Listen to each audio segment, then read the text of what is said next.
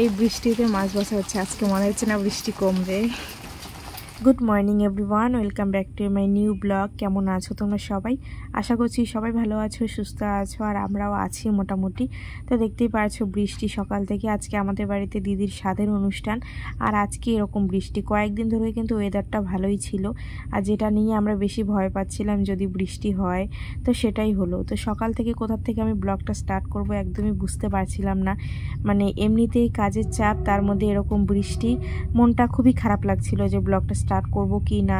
তারপরে ভাবলাম না, যাই হয়ে যাক, একটা ব্লগ করে রাখি, আর স্মৃতি হিসেবে আমার চ্যানেলে থাকবে। তো চলো, এখন 11টার মতো বাজে। আমি কিন্তু স্নান সেরে পুজো দিয়ে দিয়েছি, আর আজ সকালের আমাদের প্রায় সব কাজই শেষ। একটা অনুষ্ঠান বাড়িতে বুঝতে পারছো কত কাজ থাকে, তো সব কাজই প্রায় শেষ। মানে আমার দিক থেকে আমি একবার স্নান টান করে উঠেছি। আমি পুজো টুজো দিয়ে এখন এই যে রান্নাঘরে ঢুকেছি। এখন চাল গুঁড়ো করছি, মানে যেই চালের পিঠে করবে আর কি, সেই চালটা গুঁড়ো করে রাখছি। আর এদিকে দেখো, মানে ডেকোরেশনের যে জিনিসগুলো দিয়ে যায়, তো সেই জিনিসগুলো এখনও কিন্তু মাঝামাঝি করা হয়েছে কি না বুঝতে পারছি না, কিন্তু দিদি করেছে আর কি। যাই হোক, তো এখন এই যে চালটা গুঁড়ো করে রেখে আমি কিন্তু আলু কেটেছি, আলু ভাজা কেটেছি। কালকে না রাত্রেবেলা আমি মানে আতপ চালের ভাত করেছিলাম, তো মার ভাত করেছিলাম। সেই ভাতটা না অনেকটা বেঁচে গেছে, মানে বুঝতেই পারিনি যে এতগুলো ভাত হয়ে যাবে। তো সবাই খাওয়ার পরেও অনেকটা ভাত বেঁচে গেছে। তো সব মানে দিদি বলছিল যে সকালে খাওয়া যাবে, তো সে কারণে আমি কিন্তু আলুটা ভাজি করে নিচ্ছি। কারণ আমার ছেলেও সকাল থেকে কিছুই খায়নি, দুধ দিয়েছিল ওর ঠাম্মি, কিন্তু ও দুধটা খায়নি। তাই ভাবলাম না, চালটা গুঁড়ো করে আগে আমি বাবুকে খাইয়ে নিই, তারপরে অন্যান্য কাজ করি। যেহেতু কাজ শেষ হবে না, আজকের কাজ মানে বাড়তেই থাকবে। তো সে কারণে ছেলেটার পেটটা ভরিয়ে রেখে তারপরে কাজ করা ভালো, তাই না? তো এখন দেখো, আমি হচ্ছে আলু ভাজি করছি আর কি। আর বৃষ্টি একদমই কমছে না। আজকের ওয়েদার দেখে মনেই হচ্ছে না যে আজকে বৃষ্টি কমবে। মানে অন্যান্য দিন যেমন বৃষ্টি হয়, মনে হয় আকাশটা দেখলে যে না হয়তো কমে যাবে, কিন্তু আজকের যেন কেমন একটা মানে ড্যাম আকাশটা, মানে মনেই হয় না যে বৃষ্টি কমবে, একদম অন্ধকার করে আছে। তো যাই হোক, কিছু করার নেই, অনুষ্ঠান যেহেতু কাজবাজ তো করতেই হবে। তার মধ্যে মানে লোকজনকে যেহেতু নিমন্ত্রণ করা হয়েছে, সবাই আসবে, সবার খাওয়া দাওয়ার আয়োজনও তো করতে হবে। আর দিদির যে মেন খাওয়া দাওয়া, সেটারও নিয়ম করতে হবে। তো কিছু তো আর থেমে থাকবে না বৃষ্টির জন্য, তাই না? তো সে কারণে কিন্তু সবাই ছাতি নিয়ে মাছ বাছাবাছি করছে। আর আমি যেহেতু স্নান করেছি, আমি আর মাছ ধরলাম না। এই ঘরের জানালা দিয়েই যেহেতু আমি ভিডিওটা করছিলাম, যে মা ওরা মাছ বাছছিল, তো মা বললো ওইদিকে পানগুলো ছিঁড়ে রাখতো। আমি ভাবলাম না, একটা সুখের কাজ পেলাম, বৃষ্টিতে ভিজে ভিজে আমার আর অন্য কোনো কাজ করতে হবে না, তাহলে বসে বসে আমি পানগুলোই ছিঁড়ে রাখি। এদিকে আমার মামি শ্বশুরি চিল্লাচ্ছে যে বউ, এখন আর পান ঠান ছিঁড়তে হবে না, এখন বাইরের কাজ করে দাও, অনেকটা বেলা হয়ে গেছে। দিদিকে 2টার আগেই, মানে 12টার, প্রথমে তো সবাই বলছিল যে 12টার আগেই খেতে দেবে, তারপরে এই কাজবাজ করতে বৃষ্টি করেই অনেকটা লেট হয়ে যাচ্ছিল, তারপরে 2টার আগে মনে হয় খেতে বসেছে। তো যাই হোক, আমি আর ওই সুখের কাজটা করতে পারলাম না, আমি সোজা বাইরে চলে আসলাম। এসে দেখি অনেক কাটাকুটি হয়ে গেছে। পাশের বাড়ির থেকে দিদি এসেছে, তারপরে মাউইমা এসেছে, ছোটো মাও এসেছিলো, অনেকেই এসেছিলো। তো সবাই মিলে কাজবাজ করছে। আর এদিকে দেখো, আমার মামি শাশুড়ি হচ্ছে পিঠা ভাজবে। মামি শাশুড়িও সকালে আসলো, আর দিদার শাশুড়ি কিন্তু কালকে রাতেই এসেছে, কালকে বিকালের দিকে আর কি। তো এখানে রান্নাঘরে কিন্তু 2 বউ শাশুড়ি মিলেই সব কিছু করছে। আর দিদা হচ্ছে, দিদিকে যে খাবারটা দেওয়া হবে, মানে যে খাবারটা দিয়ে নিয়ম করা হবে, সেই খাবারটা কিন্তু দিদা নিরামিষ রান্না করবে, নিরামিষই কিন্তু খাওয়ানো হবে।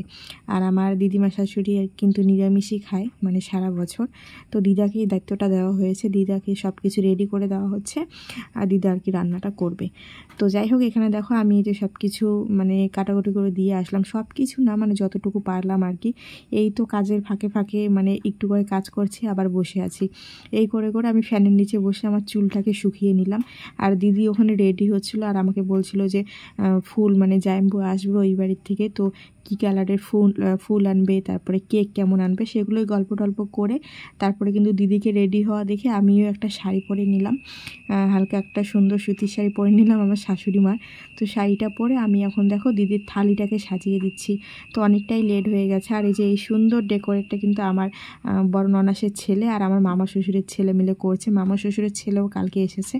আর এদিকে কিন্তু বাড়িতে মানে আস্তে আস্তে অনেকেই আসছে আর কি, আমাদের আত্মীয় স্বজন, আমার জ্যাঠা শ্বশুরের মেয়েরা, মানে সবাই একে একে আসছে আর কি। তো এখানে দেখো আমি এখন সুন্দর করে সাজিয়ে নেব দিদির খাবার থালিটা, আর এখানে এরা দুজন তো বেলুন লাগাচ্ছেই। তো সাজিয়ে নিয়ে তারপরে দিদিকে আর কি বসিয়ে দেওয়া হবে। ওদিকে বাড়ি ভর্তি লোক কিন্তু এসে গেছে। দিদির খাওয়া হলেই মানে দুপুরের আমাদের আর কি খাওয়া দাওয়া শুরু হবে আর কি। দুপুরে একবার খাওয়া দাওয়া হবে। আর আমাদের মধ্যে না সাধের নিয়মে মানে রাতের জন্যই নেমন্তন্ন করা হয়, যদিও দুপুরের জন্য নেমন্তন্ন করা হয়, দুপুরে কিন্তু সবাই আসে না, মানে দুপুরে না এসে সবাই রাতেই আসে, তাই আর কি আয়োজনটাও কিন্তু রাতের জন্যই করা হয়েছে।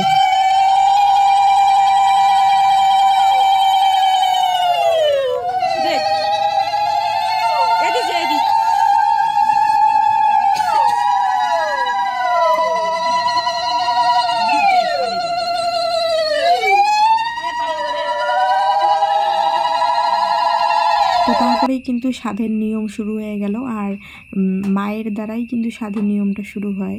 আমার সাধের সময় তাই হয়েছিল, মানে আমাদের নিয়মে মাই, আমি জানি না সবার নিয়মে এটা হয় কি না, মানে মাই কিন্তু প্রথমে আশীর্বাদ করে, নতুন বস্ত্র দিয়ে শাঁখা সিঁদুর দিয়ে মানে আশীর্বাদ করতে হয়। তারপরে হচ্ছে ফল দিতে হয় 7 রকমের, তারপরে হচ্ছে প্রদীপ টদীপ দেখিয়ে তারপরে সব সবজি দিয়ে ভাত মাখিয়ে খাইয়ে দিতে হয়। তারপরে ও আর কি নিজেই খাবে, সবাই আশীর্বাদ করবে, তারপরে ও নিজেই খাবে। তো এটাই হচ্ছে আমাদের নিয়ম। এই যে দেখো আমার মামির শাশুড়ি গামছাটাতে বেঁধে দিচ্ছে। তো এই গামছাটাই কিন্তু আজকে ও সারা দিন রাত নিয়ে থাকবে, রাতে ঘুমোবে তাও এই গামছাটা কিন্তু নিয়েই থাকবে, মানে ফলগুলো সাথে করে নিয়ে ঘুমোবে আর কি। তারপর কালকে সকালে সূর্য ওঠার আগে এই ফলটাকে ভাসিয়ে দিতে হবে নদীতে। তো যাই হোক, এটাই হচ্ছে আমাদের নিয়ম। আর আমাদের রাজবংশীদের নিয়মের সাথে কিন্তু বাঙালিদের নিয়ম একদমই মিল নেই, ওদের নিয়মটা নাকি পুরোটাই আলাদা। তো যাই হোক, যারা বাঙালিরা আছো তারা একটু আমাদের নিয়মটা দেখো। তো তাদের নাকি একদিন পায়েস খেয়ে থাকতে হয়, আমি এরকমটা শুনেছি। তো এখন দেখো সব কিছু দিয়ে মেখে দিদিকে প্রথমে মা খাইয়ে দেবে, আর মা মুখটা দেখতে পারছো, মানে ধূপের ধোঁয়াগুলো আর কি ওই সাইডে যাচ্ছিলো। আর আমার ছেলে ওখান থেকে ওঠার জন্য খুব বায়না করছিল। আর হ্যাঁ, পাশে তো বাচ্চাদের বসিয়ে দিতে হয়, তো ও যখন নিজের হাতে খাওয়া শুরু করবে তারপরে কিন্তু তার আগে কিন্তু বাচ্চাদের খাইয়ে দিয়ে তারপরে ও খাবে। তো এখন হচ্ছে আমাদের মেন যেটা আর কি আকর্ষণ, মানে স্বাদের, যেটাতে মানে কি বলবো, এটা সত্যি হয় কি না আমি জানি না, আমার সময় কিন্তু সত্যিই হয়েছিল, কিন্তু সবার ক্ষেত্রে নাকি সত্যি হয় না। তো যাই হোক, এখানে দেখো মানে আমার মাসি শাশুড়ি কী করেছে, শিলনোড়া পায়নি খুঁজে, মানে বুঝতে পারছো অনুষ্ঠান বাড়ির কথা, তো শিলনোড়া খুঁজে পায়নি, সেখানে একটা আলু দিয়ে দিয়েছে। তো এই আলুটা মানে কিন্তু ছেলে বোঝায়। তো যাই হোক, ছেলে মানে তুলেছে আর কি, ও জানি না কি হবে, যাই হোক না কেন, মেয়ে ছেলে যাই হোক সুস্থ স্বাভাবিক হোক, এটাই চাই। তো এখানে দেখো এখন হচ্ছে আমি খাওয়া দাওয়া করছি। আমি বারবার করে সবাইকে জিজ্ঞাসা করেছিলাম যে দিদি যেটা রেখেছে আর কি খেতে পারিনি, সেটাকে আমি খেতে পারবো? তো বলছিল হ্যাঁ খাওয়া যাবে। তো তারপরে কিন্তু আমি খেতে বসেছি। তো ওইদিকে ঘরে আমি খাচ্ছি, আর এদিকে দেখো সবাই কিন্তু দুপুরের খাওয়া দাওয়া শুরু করে দিয়েছে। দুপুরে খাওয়া দাওয়া শুরু হলে তারপরে 2-3 ঘন্টা পর কিন্তু আমাদের রাতের খাওয়া দাওয়াটা শুরু হবে। তো চলো সবাইকে টাটা। এই ব্লগটা এতটুকুই, পার্ট 2 আসছে।